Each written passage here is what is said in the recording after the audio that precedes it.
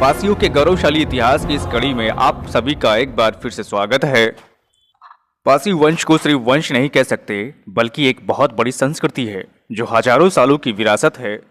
पासियों के बारे में सुनते ही मन में ख्याल आता है, कौन है पासी, क्या थे पासी, क्या है पासियों का इतिहास, पासी राजा कौन थे, क्या है पासियों की उत्पत्ति।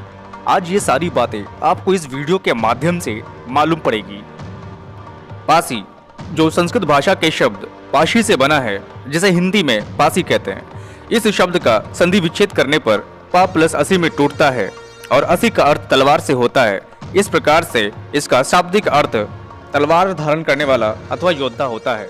पासी का एक अर्थ सोल्जर सिपाहियों का जत्था भी होता है। इससे परिभाषित होता है कि पासी आदि काल में किसी एक जाति के लिए नहीं, अपितु एक सूरवीरों का जत्था या समूह था जो अपने सरदारों का चयन करके युद्ध किया करते थे और कालांतर में यह एक जाति बन गई। कुछ विद्वानों और इतिहासकारों का एक मत ये भी है, पासी शब्द का अर्थ संस्कृत भाषा पाश यानी पाशिका से बना है और का शब्द भाषा व्याकरण की दृष्टि से अपव्यय का द्योतक होता है। यदि का शब्द हटा दिया जाए तो पाशी यानी पाशी शब्द हो जाता है। पाश को हिंदी में फंदा कहते हैं। जो पाश यानी फंदे बनाने में निपुण हो उन्हें पासी कहते हैं। जो युद्ध में पाश यानी फंदे का ऐसा प्रयोग करते थे जिससे बचकर निकलना शत्रुओं के लिए आसान नहीं होता था, जैसे नागपाश। प्रसिद्ध अंग्रेज विद्वान R V. Russell the tribe and caste of India के पेज नंबर 380 और 83 पे इसी मत का समर्थन करते हुए पासियों को द्रविड़ जाति का बतलाया है। हिंदू धर्म के मान्यता के अनुसार जैसे सूर्यवंशी, चंद्रवंशी, अग्निवंशी और नागवंशी होते हैं, पासी नागवंशियों में आते हैं। नाग वंशावलियों में शेषनाग को नागों का प्रथम राजा माना गया है। शेषनाग को ही अनंत के नाम से जाना जाता है। फिर आगे चलकर शेष के बाद वासुकी हुए, फिर तक्षक टाक और पिंगला हुए। तक्षक टाक वंश से ही पासी हुए। पद्मावती के भारशिवा जो तक्षक टका राज परिवार के संतान थे, जो बाद में राजपासी पासी कहलाए। अब नाग वंशियों से पासी कैसे कहलाए, इसका प्रश्न आपके मन में उठता होगा। दरअसल सन 78 ईस्वी से 150 ईस्वी तक कुषाणों का राज हो गया। कुषाणों ने इस देश की सभ्यता संस्कृति को नष्ट करना शुरू कर दिया और चारों ओर त्राही त्राही मच गई। नागवंशी शैव धर्म को मानने वाले थे। तब नागवंशियों ने शिवलिंग का भार अपने कंधे पर उठाकर पवित्र गंगा यमुना के जल से जलाभिषेक कराकर कुषाणों को इस देश से बाहर करने की प्रतिज्ञा ली थी। शिव का भार अपने कंधों पर उठाने से ये नागवंशी भारशिव की उपाधि ग्रहण की और भारशिवा कहलाए और कुषाणों को इस देश से बाहर खदेड़ा, धर्म की पुनर्स्थापना की और भारशिव राजाओं ने 10 अश्वमेघ यज्ञ किए और भारशिव साम्राज्य की स्थापना की और 150 सालों तक राज किया। फिर बाद में भारशिव गुप्ता राजाओं से हार गए। भारशिव जब समुद्रगुप्त से हार गए तो गणपति नाग और समुद्रगुप्त ने आपसी मतभेद बुलाकर अपने घरों के बीच वैवाहिक संबंध स्थापित किया, जिससे जो बैर यानी दुश्मनी थी वो खत्म हो गई। तब गुप्ता राजाओं ने एक विभाग खोला जिसे दंडपाशा अधिकरण कहा गया। यह विभाग उस समय का पुलिस विभाग था। यह एक आंतरिक सुरक्षा विभाग था और इसी विभाग में इन्हीं नागवंशियों भारशियों की बड़ी मात्रा में भर्ती की गई। अगर इन्हें सेना में भर्ती करते तो आगे चलकर गुप्ता राजाओं को खतरा होता, इसलिए इस विभाग के तहत आंतरिक सुरक्षा में रखा गया। फिर से सुनिए, नागवंशियों ने कुषाणों को इस देश से बाहर खदेड़ा, भारशिव कहलाए। फिर नागवंशी भारशी राजा गुप्ता राजाओं से हार गए और गुप्ता राजाओं ने इन्हीं नागवंशी भारशियों को दंडपाशा अधिकरण के तहत विभाग बनाकर भर्ती किया, जो दंडपाशिक कहलाए। फिर ये दंडपाशिक, पाशिक और राजपासी और मध्यकाल के आते आते पासी कहलाए। अब आपके मन में एक सवाल उठता होगा कि दंडपाशिक क्या था। दरअसल गुप्ता काल में दंडपाशिक एक पुलिस विभाग था। इसके तहत इन सिपाहियों के पास में एक हाथ में डंडा और दूसरे हाथ में रस्सी होती थी, जिनका काम था चोरों को पकड़कर उनको रस्सी से बांधकर डंडे से पीटना। इन सिपाहियों को चोरोद्वाणिक भी कहते थे। चोरों को पकड़कर उसे रक्षण नामक प्रहरियों को सौंप देते थे। वे उसके अपराध की जांच पड़ताल करते थे और उस समय पुलिस के सिपाही को भट्ट कहते थे। यही दंडपाशिक अपनी बहादुरी वफादारी के चलते सेना में उच्च पद हासिल कर लिए थे और सेना में इनकी भर्ती की जाती और बड़े बड़े पद जैसे सेना नायक और दंड नायक यानी युद्ध भूमि में प्रधान सेनापति के पद इनके लिए सुरक्षित कर दिए जाते। और बाद में 6ठी शताब्दी जब सम्राट हर्षवर्धन के निधन के बाद भारत कई राज्यों भागों में बंट गया, कई राज्य अपने को स्वतंत्र घोषित कर दिए और कई महान राजवंशों का उदय हुआ और कई जातियां अस्तित्व में आई। 7वीं से 8वीं शताब्दी के आते आते दंडपाशियों ने स्वतंत्र राज खड़े कर लिए और राजपासी कहलाए। सम्राट हर्षवर्धन के बाद जिन महान राजवंशों का उदय हुआ वो पश्चिम के राजपूत और अवध के राजपासी प्रमुख थे। इतिहासकारों का मानना है कि राजपूत शब्द 7वीं से 8वीं सदी में प्रमुखता से प्रचलित हुआ। उससे पहले राजपुत्र था जो बाद में राजपूत हो गए। उसी प्रकार से राजपासी उसी समय काल का माना गया है और लखनऊ हरदोई राजपासियों का गढ़ बन चुका था। जैसे राजपासी राजा कंस बहुत बड़े प्रतापी राजा हुए जिनकी राजधानी लखनऊ की कसमंडी थी। अवध गजेटियर वॉल्यूम 2 यश 2m 1877 में इस बात के भी संकेत मिलते हैं कि राजपासी गुजरात के पश्चिम भाग से आए थे। दरअसल नागवंशी भारतीयों की राजधानी भी मध्य भारत, गुजरात और राजस्थान तक सटे भागों में थी। पूरा भारत नागवंशी भारतीयों के अधीन था और राजपासी नागवंशी क्षत्रिय हैं जो शिव के उपासक थे। और यही राजपासी राजा कंस ने सर्वप्रथम सैयद सलार मसूद गाजी के 1.25 लाख सेना का मुकाबला किया और गाजी के हमलावर भतीजे सैयद हातिम और हातिम को युद्ध भूमि में परास्त कर गर्म तेल से तड़पा तड़पा के मार डाला। राजपासी राजा कंस बड़े प्रतापी, स्वाभिमानी और अड़ियल रुख वाले थे। शत्रुओं के सामने कभी हथियार नहीं डाले और यही राजपासी मध्यकाल के आते आते पासी कहलाए। नागवंशी भारतीयों का प्रमुख पेय ताड़ी भी है जो ताड़ के पेड़ से निकाला जाता है। पद्मावती भारतीयों की राजधानी थी जहां के खंभों पर ताड़ के वृक्ष बने हुए और कई सिक्के मिले जिन पर ताड़ के वृक्ष और नाग बने हुए थे। पासियों की एक शाखा पासी तड़माली होती है जो ताड़ के पेड़ से रस निकालकर भगवान शिव को भोग लगाकर प्रसाद के रूप में ग्रहण करते हैं। पासियों के जितने भी किले खंडर हैं उसके आसपास ताड़ के वृक्ष बहुतायत में हैं, जिससे साफ संकेत हैं कि पद्मावत में मिले ताड़ वृक्ष के चित्रों और पासियों की परंपरागत चीजें नहीं बदली। सांस्कृतिक चिन्हों से पासी समाज का लगाव यथावत आज तक भी विद्यमान है।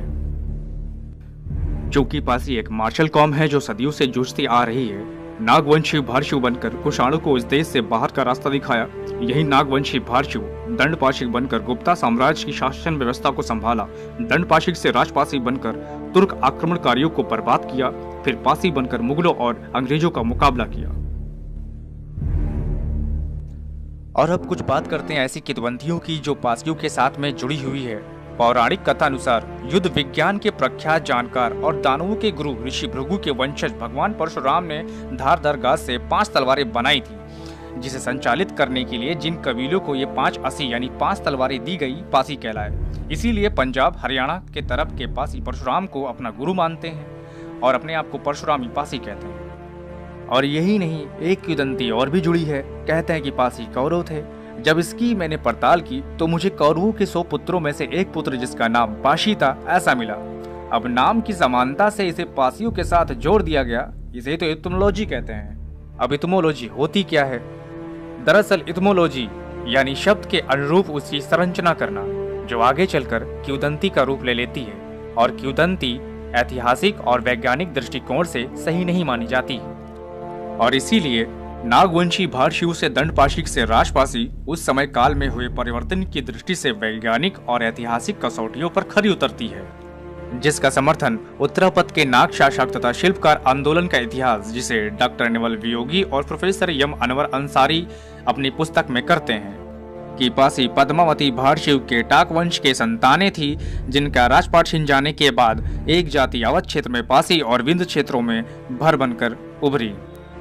इतिहासकार रामदयाल वर्मा अपनी पुस्तक भारतीय व राजवंशना में पासियों को नागवंशी भारतीय बताया है, जो दंडपाशी से राजपासी और फिर पासी कहलाए। पासियों का अवध में राजकाल 9वीं से 13वीं शताब्दी तक माना गया है। पासियों के अंतिम राजा रामकोट के शासन पासी थे।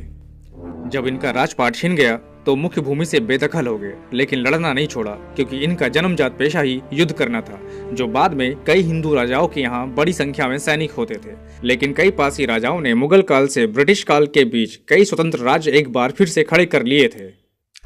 अब मैं जो आप लोगों को दिखाने जा रहा हूँ, जिससे आप पासियों की स्थिति का पता खुद लगा सकते हैं। स्लीमन की diary a journey of through the kingdom of Awadh 1849 और 1850 में लिखी गई थी। इसमें ये साफ साफ लिखता है कि अवध के बड़े बड़े तालुकदार यानी राजा 3000 से 4000 पासियों की सेना रखते हैं, जो अपने राजा के लिए संघर्ष करते हैं। और वहीं आगे पेज नंबर 333 और 34 पर साफ साफ लिखा है 16 जनवरी 1850 को स्लीमन और आस गए। यहीं पर बादशाह के फ्रंटियर पुलिस के सुपरिटेंडेंट राजा गालिब जंग मिले, जिन्होंने बताया कि अवध में लगभग 1 लाख पासी परिवार गांव की रक्षा यानी प्रहरी के लिए नियुक्त हैं। और ये सन 1850 तक का पासियों का सबसे बड़ा रिकॉर्ड माना गया है संख्या बल के हिसाब से देखा जाए तो। और इसके आगे ये भी बताया गया है कि अवध के पासी तीरंदाजी में माहिर हैं और 100 गज की दूरी से अचूक निशाना लगाते हैं। और यही नहीं, स्पेशली ये भी बताया है कि पासी धनुष तीर का इस्तेमाल करते थे और इनके धनुष डबल कर्व यानी डबल घुमावदार होते थे, कुछ इस तरीके से। ये एक बहुत बड़ी डिटेल है अंग्रेजों के तरफ से पासियों के अस्त्रों शस्त्रों के बारे में। इन सभी बातों से अंदाजा लगाया जा सकता है कि 1850 तक की पासियों की स्थिति आज से बेहतर थी। अवध के पासियों को अंग्रेज सबसे बड़ा दुश्मन मानते थे, चाहे वो पासी राजा हो या कोई अन्य राजा हो। छोटे से लेकर बड़े राजा पासियों पर ही निर्भर रहते थे, जिसका प्रमाण आप लोग देख चुके हैं। क्योंकि अधिकतर राजा पासियों का इस्तेमाल अंग्रेजों के खिलाफ करते थे, इसलिए अंग्रेजों को पासियों का खौफ बना रहा। ये सारे प्रमाण इस बात का सबूत है जब पासियों से उनका राजपाट छिन गया, लेकिन अपनी जन्मजात प्रवृत्ति के कारण लड़ना नहीं छोड़ा। और इसीलिए 18वीं सदी के आते आते अवध के हर छोटी बड़ी रियासतों में वे सेनापति और सैनिक पद पर तैनात थे। क्योंकि वो राजा ही कहाँ जिसका खून ठंडा पड़ जाए, और यही गुण पासियों में 1850 तक देखी जा सकती है। आइए एक चार्ट समझते हैं, आपको समझने में आसानी होगी। 3री से 4वीं सदी नागवंशी भारतीयों का राज और गुप्ता राजाओं से संघर्ष हुआ, पद मिला सेनापति और सैनिकों का। एक बार फिर से राजपासियों ने सत्ता स्थापित किया। 10वीं से 13वीं सदी राजपासियों का संघर्ष तुर्कों और खिलजियों से। जब राजपाट गया तो इनकी स्थिति एक बार फिर से सेनापतियों और सैनिकों के रूप में बनी रही। यानी इन सभी चीजों में एक चीज ऐसी है जो कॉमन है, जो नहीं बदली, और वो है सैनिक सेनापतियों का पद, जिसका प्रमाण आप लोग देख चुके हो। क्योंकि पासियों में नागवंशी राजाओं का उमड़ता हुआ रक्त विद्यमान है, जिनके बागी तेवर 1857 तक देखी गई। 1830 से 1857 तक कुछ ऐसे वीर पासी सेनापतियों के नाम हैं जो अमर हैं, जैसे सेनापति वीरा पासी, सेनापति गोरखरन पासी, चंदा पासी और इंदल पासी, पासी भगवंत सिंह रावत, पासी सुफल सिंह रावत। इसलिए जब अंग्रेजों ने पासियों की रिपोर्ट तैयार की, जिसमें निष्कर्ष निकाला कि अवध की जितनी रियासतें हैं 3 से 4 हजार की पासियों की फौजें रखे हैं, और 13 पासी राजा ऐसे हैं जो अंग्रेजों की विरोध में हैं, जो अंग्रेजी सत्ता के लिए घातक है। एक अंग्रेज लेखक मार्टिन गोमिन्स ने जब ये पाया कि 1857 की क्रांति में सबसे ज्यादा भूमिका इन पासियों ने निभाई है, तो उसने अपनी पुस्तक 1858 के एन अकाउंट ऑफ म्यूटनी के पेज नंबर 72 और 73 पर ब्रिटिश सरकार को आगाह करते हुए यहाँ तक कह दिया कि इन पासियों को भविष्य में बेहद निर्दयता से कुचलना होगा। ये सारे सबूत जीता जागता प्रमाण है पासियों के संघर्षों का, जिसने इस देश के खातिर निस्वार्थ सब कुछ बलिदान कर दिए। दोस्तों, पासियों के गौरवशाली इतिहास के इस एपिसोड में बस आज इतना ही। दोस्तों, वीडियो कैसी लगी, जानकारी कैसी लगी, नीचे कमेंट करके जरूर बताइएगा, और इस वीडियो को देखने के बाद लाइक शेयर जरूर करिएगा, और इस चैनल को सब्सक्राइब करना मत भूलिएगा।